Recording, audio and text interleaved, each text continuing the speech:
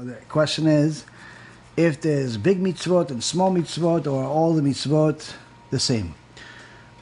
So a couple of things. Number one, Rabbi Yehudah HaNasi writes in the Mishnah that we don't calculate the value of every mitzvah as far as which one is bigger than the next, because we don't actually truly understand the significance of even the smallest mitzvah and how much reward a person gets for it, or how much punishment a person gets for violating it. The only thing that we can judge off of is based on the consequences that are reported in the Torah. So the consequences for, let's say, eating a non-kosher are, it's not a death penalty. It's malkot. It gets whipped at the time of the Sanhedrin, of course. Whereas the consequences for murder, intentional murder, is death penalty. Consequences of driving on Shabbat is also death penalty. That's even worse than murder.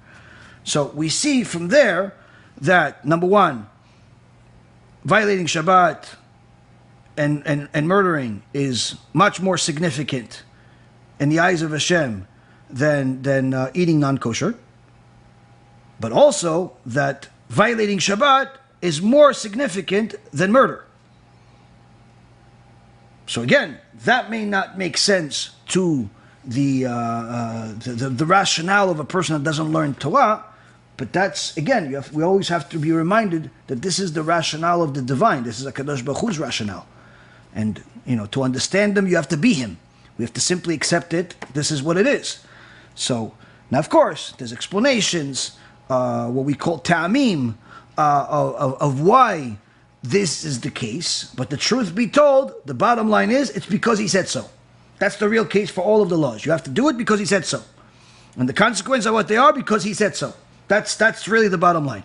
But there's explanations. The Gemara in Masechet Shabbat says that when a person violates Shabbat intentionally, such as by driving on Shabbat or working on Shabbat and so on, or cooking on Shabbat, in essence, they are like a person that's running in the streets saying, I don't believe that God created the world in 6 days and rested on the seventh. In so many words, they run in the middle of the street screaming they're an atheist.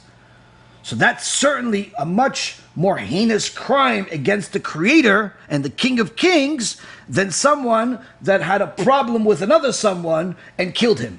Because when he killed him, it wasn't because he hates God. He killed him because he hates him.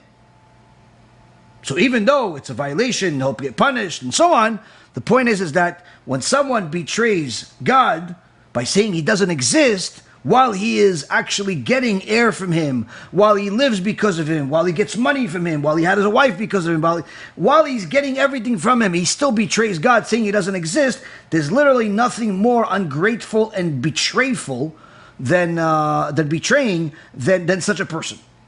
Hence the reason why the Torah says that a person that's a mechalel Shabbat is worse than a murderer. So from there we know there is significant and more significant. But there are certain laws that are obligated on all Jews, like observing Shabbat. There are certain laws that are obligated only at the time of the Bet HaMikdash, like the Korbanot. There are laws that are only obligated on the Kohanim. There are laws that are only obligated on women or on men.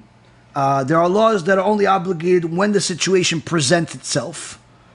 For example, one of the things that's mentioned in this week's parasha, which is Pidyon HaBen.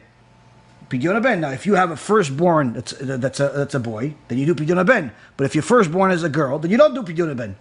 So it's not that you're a bad guy because you didn't do that mitzvah. You don't have the possibility of doing it. You don't have the possibility of doing it. So there are certain laws that are applicable at specific times, specific situations, specific people, and so on. So again, there is different levels, but as far as significance, there are certain laws that are usually the ones that are relevant to everyone, that from there we see more of a explanation, or at least more of a comparison of what's more significant than the other.